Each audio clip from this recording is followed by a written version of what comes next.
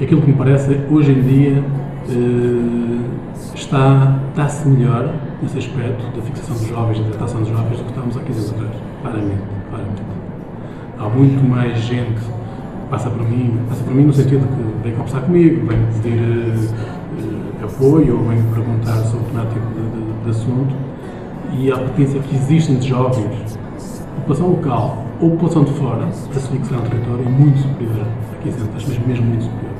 E, portanto, embora tenhamos aqui uma questão que os habitantes também passaram-se 15 anos, não é? E também, de alguma forma, as aldeias foram ficando mais velhas, não é? E isso também é um dado incontornável. Portugal é o país da União Europeia que está a envelhecer mais depressa. Os números são alarmantes e foram apresentados no Parlamento Europeu pelo Instituto da Política da Família. Somos mesmo o país da União Europeia em que a população está a envelhecer mais depressa. Em 30 anos, a percentagem de portugueses com mais de 65 anos passou de 11% para 17,5%. Os benefícios sociais às famílias variam entre os 23 e os 2.100 euros. Portugal é o país que dá menos dinheiro a quem quer constituir família. E a situação tende a agravar-se em todo o continente. A Europa está imersa no inverno demográfico sem precedentes. Se nada for feito, a população europeia perderá 28 milhões de pessoas já em 2050. Meu pai, quando morreu, tinha 6 meses. Era padeiro.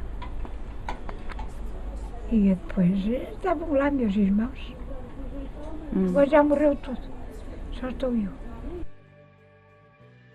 O Estado apenas tinha e mantém 7,44% de área, que é mata nacional. Foi retirada às populações locais em 1880, porque o rei na altura criou uma figura que era o delegado do concelho e deu-lhe poderes para que ele escolhesse as terras e lhe doasse as terras. E a florestação depois impôs às populações a obrigatoriedade de aceitarem. As populações não puderam fazer mais que aceitar aquilo que foi imposto. Grandes áreas foram florestadas, as pessoas ficaram limitadas a pastorear os rebanhos e os gados que tinham numa área muito mais reduzida. Tinham que pagar multas muito grandes, muito pesadas na altura, quando um animal entrava na área florestada, e de modo que viveu-se essa situação. E então, agora, com o que é que surgiu? O Parque Nacional apresenta tem um regulamento de ordenamento do território que foi aprovado em 1995 e tinha de ser revisto passados 5 anos. O prazo de vigência era 10, mas devia ter-se começado a rever em 2000, no ano 2000. Isso não aconteceu, protelaram, e só agora em 2009 é que deram a conhecer um draft, um esboço. Agora com restrições muito grandes, com proibições muito grandes, com criação de taxas para que as pessoas tenham que pagar, tenham que despender dinheiro. Eu não aceito que continuem a impor, como no regime anterior, vinham e fixavam regras sem consultarem as pessoas. Aqui o argumento que apresentam é que estão a ouvir as populações locais, através dos seus órgãos eleitos, as câmaras municipais. É uma agressão muito grande que se tem vivido pelas populações locais. Eu, na minha freguesia, posso citar um exemplo de um parque de campismo que temos, que foi construído há cerca de uns 8 ou 9 anos, e a direção do parque construiu aquilo violentamente. Portanto, tentou apoderar-se do terreno baldio, argumentando que era terreno do Estado. Eu fui obrigado a pôr um advogado a trabalhar aqui, depois arranjei outro em Lisboa para lhes provar que não era assim.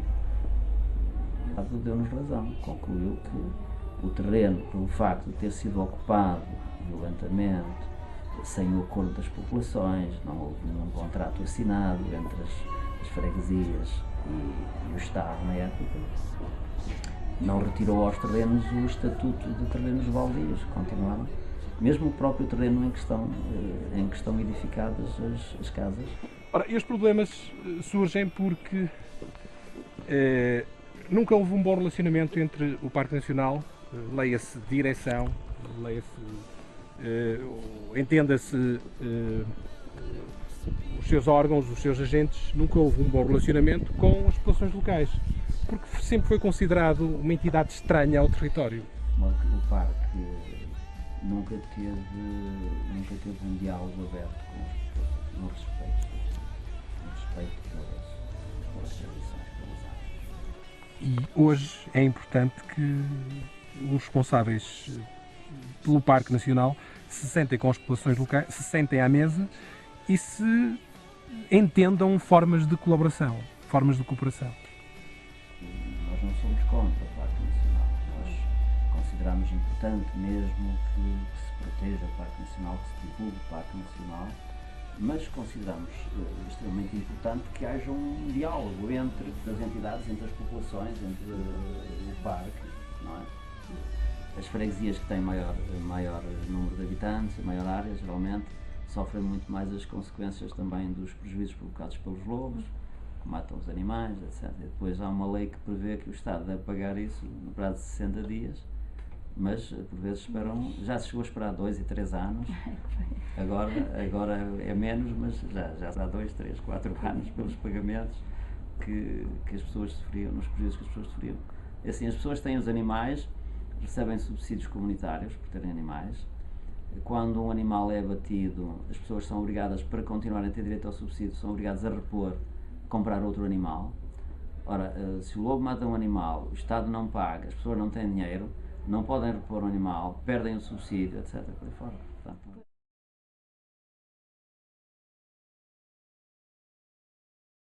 envolve uma teoria de que se trata de um território selvagem, aquilo que eles designam de Wilderness Area, que lhes permitiu ser certificado como um parque internacional dentro da organização Panparques. E esta organização faz exigências ao nível do acesso e do desenvolvimento de atividades dentro do território, porque partindo do pressuposto, partindo da ideia ou da situação de que de facto é um terreno selvagem, a ação do homem lá vai alterar. Portanto, há que regulamentar, e a proposta que saiu, vai então nesse sentido de proibir a atividade humana e apenas vai permitindo, portanto, há um núcleo central, a área de proteção total, que carece de mais proteção, e depois vai permitindo algumas atividades, mas sempre na ideia de que isto é um território selvagem e a ação do homem é negativa